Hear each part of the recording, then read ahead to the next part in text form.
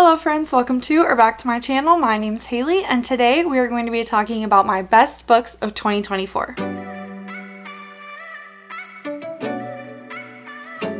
So I went through and I was looking at my reads and I actually had 24 5-star reads in the year of 2024.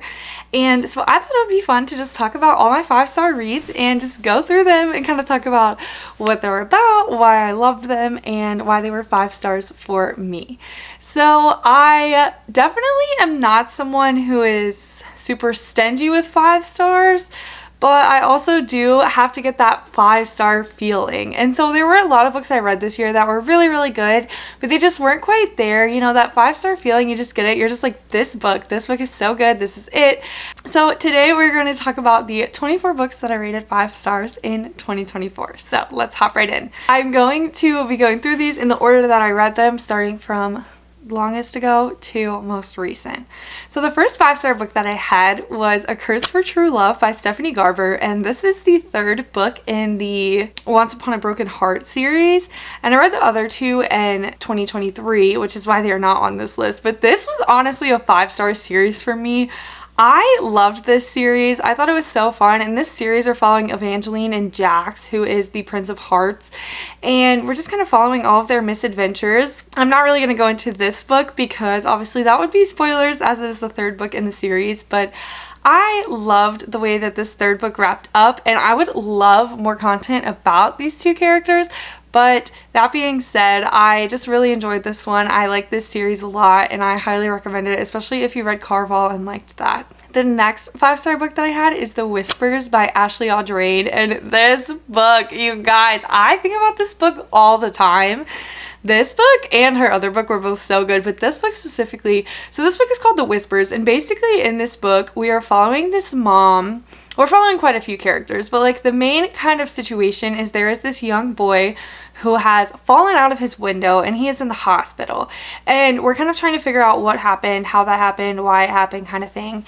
And while we're doing that, we're following all the characters on the street, like all the neighbors, and we're following their kind of journeys with motherhood, womanhood, stuff like that. And so this is kind of literary, but also kind of a thriller, because you're obviously trying to figure out what happened to the little boy and why he fell out of the window.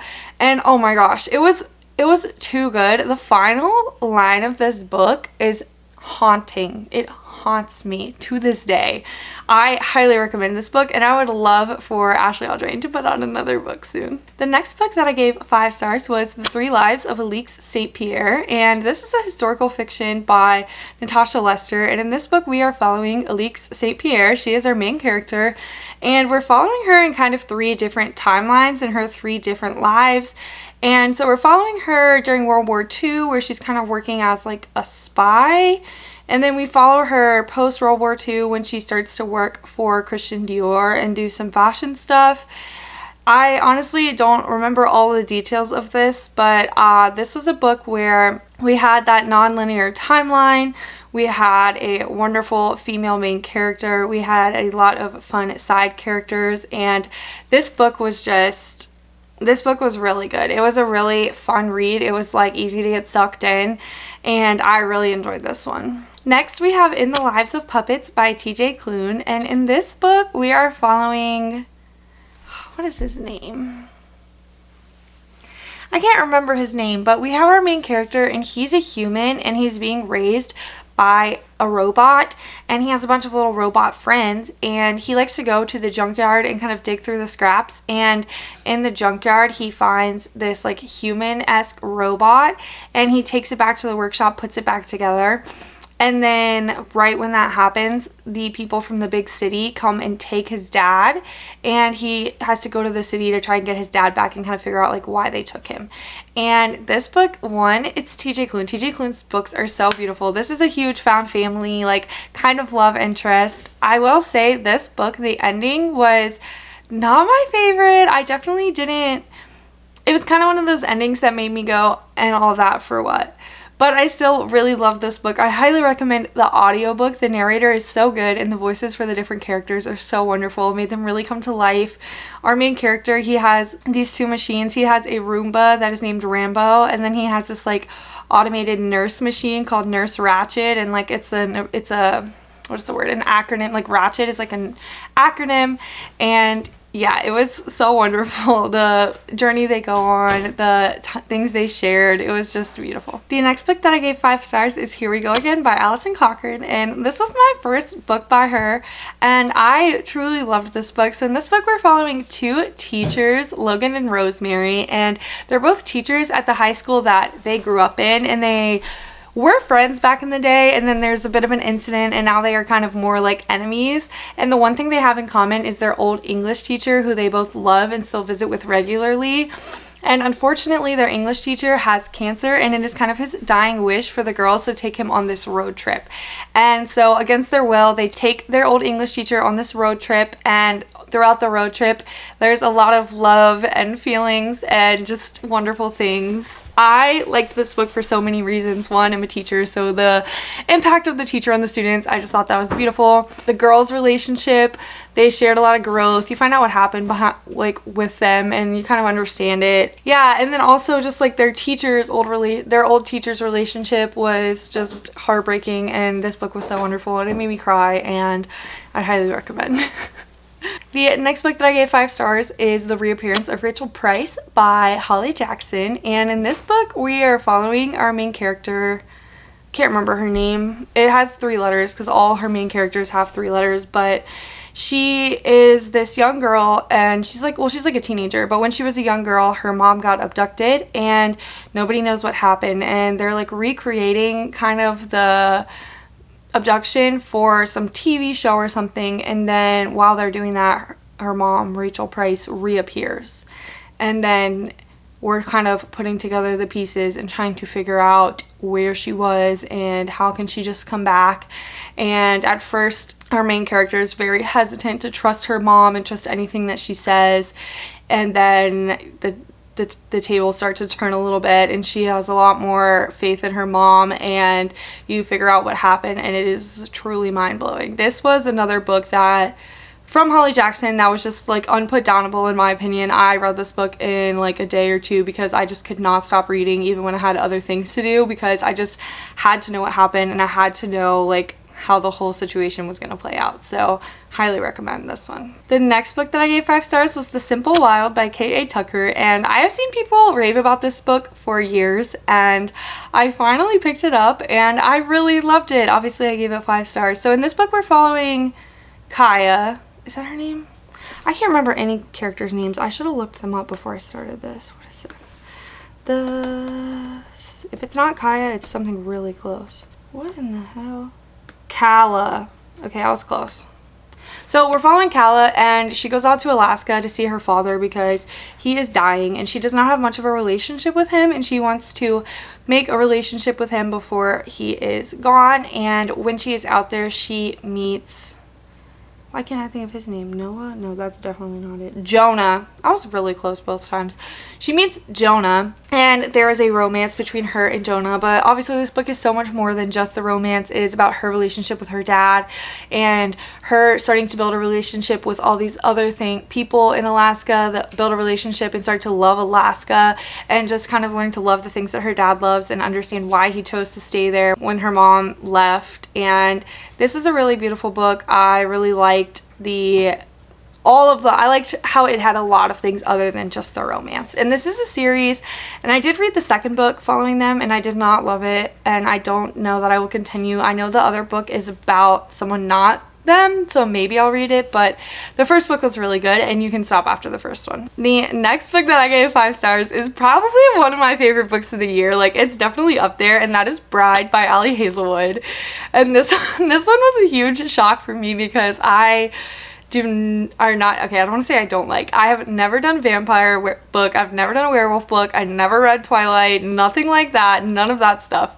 So I was very nervous going into this book that I was not going to like it, or it was just going to be something that was totally out of my comfort zone, and I was just not going to vibe. And it was out of my comfort zone, but I did absolutely love this book. In this book we're following Misery, and she has is the daughter of the vampire kind of king, leader, president, whatever he is, and her father is trying to build relationships with the werewolves, and so she sells her off in this marriage to Lo, and then you are following their marriage and their relationship development post-marriage, and we're also following this kind of mystery-esque timeline or storyline. We're following this mystery-esque storyline about her best friend who has disappeared, and Lo is kind of helping her find her best friend. And this book, there was definitely some things in this book that I was kind of like, oh, okay, if you know, you know, but I really liked this one. I hope that there's like a sequel or there's more to come in this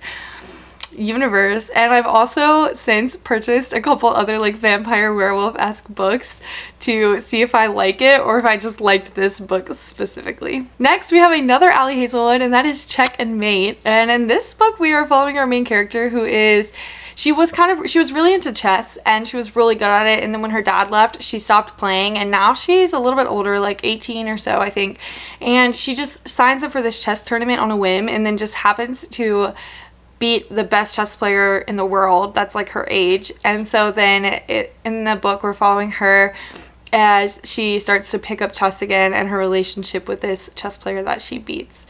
And this book was really good. I loved the relationship in the book. I loved the chess parts, and I'm not into chess. Like, I thought that I would not like this book because of this, especially because her other books are, you know, like the STEM books, and I love like science, and so I was like really nervous that I wasn't gonna like this one, but it was very good, very well written, and a very cute relationship, and just a good time. Okay, maybe a slight angle change. The battery died. Anyway, so the next book that I gave 5 stars is The Prospects by K.T. Hoffman, and in this book we are following Gene, and Gene is the first openly trans baseball player in the major league system. He is currently at the AAA team, which is like the highest minor league before you go to the majors, and while he is there, his rival Luis, that sounds really wrong, but I'm just gonna go with it, gets traded there. And what also is kind of tragic is his rival that gets traded takes his position. So he has to scoot over to second, and then they have to learn how to work together. And then as they are working together on the field, they start to develop a relationship off the field. And this book was so wonderful. I love baseball, and so I loved that aspect, and I loved their relationship, and Luis was kind of figuring out himself, and he wasn't quite sure if he was gay or not, and so like that was a nice aspect. Plus Luis had really bad anxiety, and I thought that representation was done well. I really liked just all of the things that the author included in this book to make them feel like real people with real issues, and just like really, and I liked the way that they worked things out, and I liked the communication, and I just think this was a really well done book, and I can't wait to read more from this author in the future. The next book that I gave 5 stars is The Summer Swap by Sarah Morgan, and I'm gonna be so honest, I really don't remember the plot of this book. It was something about this girl who kind of runs away from where she's supposed to be. She's like early 20s, and she ends up kind of squatting out in this, she's like cleaning this house or something, this like beach house that somebody doesn't live in, and then she decides to like live there. But then once she's living there, she realizes it's like somebody's house that she knows, and that person like comes back to the house. So then it's her building a relationship with that person's house, and then also like that person's grandson is like, of course, the person she's like had a crush on, and then her and the grandson start like renovating the house, and they build a romance. And there's actually a lot more to it than that. That was probably a terrible description, but that's kind of what I remember.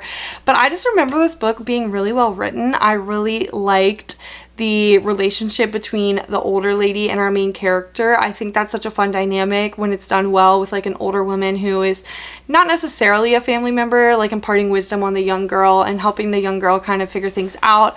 And I liked that this book had like family and friendship and romantic love. It had all of the things, and then plus like the thing about the beach house was fun, like the beach setting was fun. So this was just a really good book. This was my first book by this author.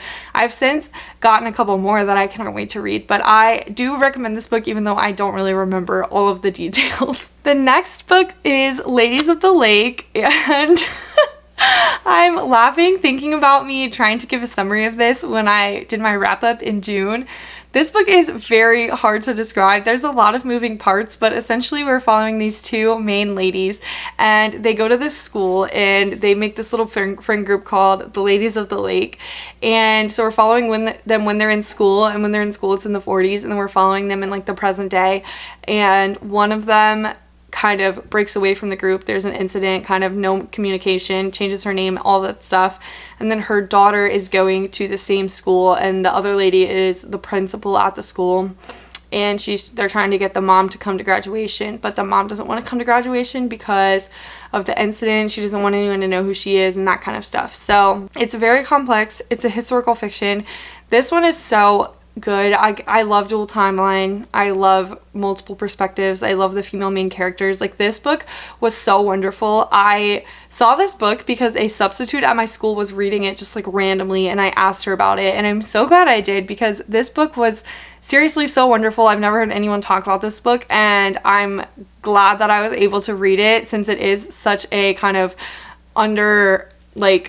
not well-known book. I'm very glad that I got my hands on it, and I highly recommend this if you like historical fiction. The next book that I gave 5 stars is another Ali Hazelwood, which is Love Theoretically, and I cannot say that I remember the plot of this one, but I remember having a really good time when I was reading it, and that's all that you really need, you know? It just had that 5-star feeling. It was a cute, wonderful romance. The next book that I gave 5 stars was It's All Relative, and this is a contemporary story that has a lot of different stuff. It has romantic love, friendship, family love, and basically in this book we have our main character who is a teacher, I remember, and she has to go to this like beach house for her mom getting married to this guy, and he has like a gaggle of children that he brings, and they're all older except for one's like a little teenager, but she calls them the perfects, and she just like thinks that they're so perfect, and she just doesn't think that she fits in with them, and so she doesn't really want to go, and so she brings her best friend, who's also like a teacher with her, to the trip to kind of make it more bearable. And then of course their best friend used to date the stepsister, and she's actually in love with the stepsister's fiance and all this crazy stuff. In this book, we're just following our main character, and she's just kind of learning more about herself and learning how to show her love for others, and to just accept things that she can't change, and to be happy for her mom. And it's just a really like, it's one of those like adult coming of age stories that I really enjoy. I really related to this main character, and I really liked this one. Another one that I've not heard anyone talk about, but I really liked. The next one is Once There Were Wolves, and I will say this book kind of, they didn't have me at the beginning, okay? This is a relatively short book, and this is about our main character who moves to Scotland, and she is working on this project to reintegrate wolves into the wild, but a lot of the people in this town are not happy about it, and they think that their wolves are predators and they shouldn't be there. And then somebody gets killed, and it goes back to getting blamed on the wolves, and so you're kind of following all of that. And at the first, this book, I felt like there were just so many bad things happening, and like you kind of get some flashbacks, so some of it was in the past, some of it was in the present, but I just felt like there were so many bad things happening, and I kind of felt like it was for the sake of just like shock value at first. But then the further you get into the book and the more you learn about the characters, you learn like the relevance of all of the different events, and you actually learn like why the stuff is happening and why the characters are doing the stuff that they're doing, and just kind of putting all the pieces together. And I think once I kind of had all the pieces of the puzzle, it really told a beautiful story. It was a sad story, but I do like sad books sometimes, unfortunately, and this one was really good, and I highly recommend. The next book is The Disappearance of Asher Picard by Natasha Lester, and this was another historical fiction. So in this book, we're following 3 generations of women. I really liked this one. We're following like a family.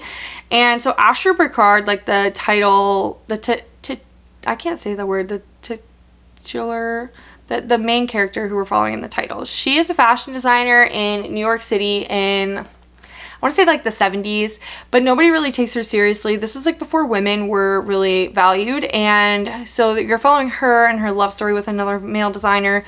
And then we talk about her grandmother, who was a model and a designer with Dior back in like the 30s and the 40s. And then we're also following Ashrid's daughter, Blythe, and she doesn't know what happened to her mom because her mom disappeared. That's kind of the whole book.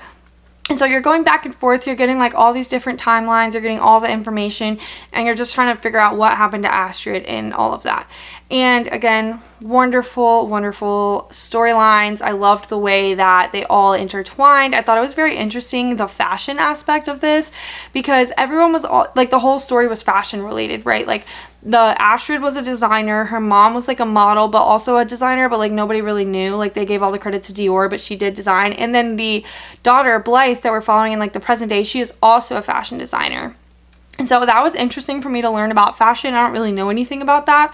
And so I liked the fashion aspect. I thought it was like, it incorporated enough to kind of like help you understand the profession and stuff without being too like technical or weighing it down and being like, okay, I'm over this. Because, you know, sometimes when it's like, if a book goes really in on a subject that you're not familiar with, it can kind of just be boring and like info dumpy. But I thought that this was like a very good mix of enough information to kind of help you understand, but not too much to make it boring or like info dumpy. So I did like that, and I thought the fashion part was very cool. And I loved the way the stories all intertwined. And also, this one was fun. Alix from the book that I mentioned earlier was in this book as well. She is Astrid's godmother, I believe, or Blythe's godmother. I can't remember which one, but I think Astrid's godmother. So she is in this book as well, which is a very fun little cameo that I was not expecting. The next book that I gave 5 stars is The Soulmate Equation by Christina Lauren. And this one kind of surprised me. I have only read one other Christina Lauren before this, and it was good, but it wasn't like anything revolutionary. But this one was so fun. So in this book, the whole premise, concept of this book is we're following our main character, and in this book, they are trying out this thing called the DNA Duo, or I can't remember if that's what it's called. I think that's kind of what it's called. It's through this company called Genetically, and basically it's like a dating app, but they test your compatibility based on your genes. And so what happens is our main character gets matched with the owner of the company and like the inventor of the test, named River. I cannot remember her name, but his name is River. And so then they start dating, and it's kind of like a whole publicity thing. And I liked this book a lot. The thing I really liked is our main character, she was a statistician, and I thought that that was very fun, like a very fun element, because this whole book is like about stats and the percentages and of how compatible they are. And so I liked that she was knowledgeable in that area, and she had a lot to contribute about the topic. So I did like that aspect. And there was just so much to love. She's a single mom to a daughter, so we had a kid in this book. Her best friend Fizzy is really funny. This was a great book. I really liked the way that it all played out, and I remember liking that it was not a internal third act conflict where they were just like miscommunicating. It was something kind of external, which you can kind of see it coming, but like still, it was kind of like one of those like us against the problem that they had to kind of end up working together and figuring that out. And yeah, this one was really unexpectedly good. The next book that I gave 5 stars is Just for the Summer by Abby Jimenez. And I feel like if you're on BookTube, you've seen so many people talk about this book. But in this book, we are following Justin and Emma. And Justin does a Reddit post saying how after somebody dates him and they break up, then that person goes on to find the one, and Emma feels like the same thing happens to her. And so then they kind of like make a joke that they're gonna date, and then they do. And so she goes to Minnesota for her next like rotation because she's a travel nurse, and they date so that they can find their forever person. Obviously, we know what's gonna happen there. The thing about Abby Jimenez's books is that there's a lot more than just a romance going on. So in this book, they're also kind of dealing with family problems. Emma's dealing with her mother, and then Justin is dealing with his mother as well. His mother is going to prison for like money laundering or something, and he's about to take ownership or responsibility for his younger siblings who are still in like elementary through high school. So there's that aspect, and Emma like really doesn't want kids. And so there's all those family aspects as well, which is something that just makes her books so strong. Another thing I loved about this book was the connection to The Part of Your World, which is the first book in this series. I was not expecting that little connection, and so I really thought that that was a fun addition as well. The next book that I gave 5 stars was The Do-Over by Lynn Painter, and in this book we're following our main character. I believe her name is Emily, and she is determined to have the best Valentine's Day ever, and then her day starts and she goes through and it is terrible, and it just gets worse and worse. And then at the end of the day, she's like, this couldn't have gone any worse. And then she wakes up and it's Valentine's Day again. And so she is reliving this day, and she doesn't quite understand why she's reliving this day. But one of the things that always happens is she starts the day by wrecking her van into this guy who is in her science class, and she kind of is like, oh, he's so annoying.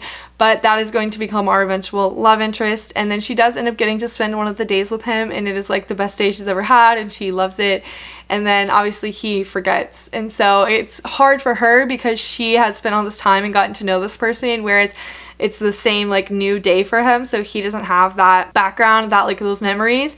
And so it's definitely interesting how their little love story works out. But I really loved this book. I thought it was so fun, and yeah, I would recommend it. We have 5 more. So the next one is The Charm Offensive by Alison Cochrane. And this book was a dating show-esque book, and I was a little nervous for this one because there was one that I read that I thought was kind of similar that I didn't love. But in this book, our main character is on a dating show, and he's kind of like a tech nerd, and he has had his little fall from grace, and he is trying to repair his reputation by going on this dating show and like trying to find a wife and prove that he's normal and all that stuff. And as this is happening, he is falling in love with his producer, but he does not know that he is gay. So that is kind of the whole thing, is we're exploring his feelings, and he also is exploring his mental illness that he is dealing with, and that's kind of part of his incident and his like fall from grace.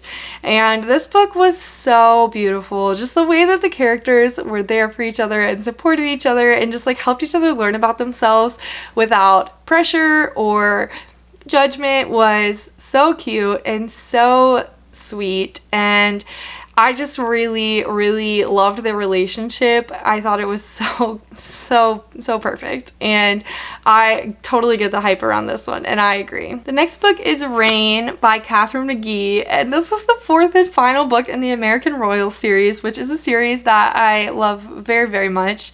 When I read the first one, I was like, okay, I'll like this, but I freaking loved it. We're following 4 women in these books, and the setup of these books is that if instead of George Washington becoming the president, he becomes a king. And so America is a monarchy, and so we are following our soon-to-be queen, Beatrice, her sister Samantha, and then her brother's 2 kind of love interests, Nina and Daphne. And Daphne is also Samantha and Jeff's like best friend from growing up. And so we're following these characters, and we're following the 4 perspectives of the 4 women. And obviously I cannot say what this book specifically is about because this book is the 4th book in the series. I will say I do think it was a great way to wrap up the book. I liked the conflict. I thought it felt authentic to the characters that we've gotten to know over the course of these 4 books.